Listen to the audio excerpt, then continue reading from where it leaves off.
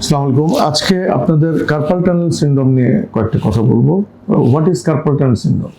Carpal মানে এই এরিয়াটা, এখান দিয়ে একটা নার্ভ যায়, সেটার নাম হলো মিডিয়ান নার্ভ। এটা 5টা ব্রাঞ্চে ভাগ হয়ে আমাদের আঙ্গুলগুলোকে সাপ্লাই দেয় এবং আমরা এই হাতে কাজ করতে পারি। তো কোনো কারণে এখানে একটা লিগামেন্টের মতো জিনিস আছে, এটার নাম হলো ফ্লেক্সার রেটিনাকুলাম। এটা যদি কোনো কারণে মোটা হয়ে যায়, ঠিক হয়ে যায়, এই নার্ভের উপর চাপ দেয়, তখন এই নার্ভটা কিন্তু ঠিকমতো কাজ করতে পারে না। সেটাকে বলা হয় কার্পাল টানেল সিনড্রোম। আমরা এটা বুঝবো কিভাবে? আমি খানিকক্ষণ কাজ করার পর আমার এই হাতের আর কোনো শক্তি থাকবে না। এটা গেল অন্যতম প্রধান লক্ষণ।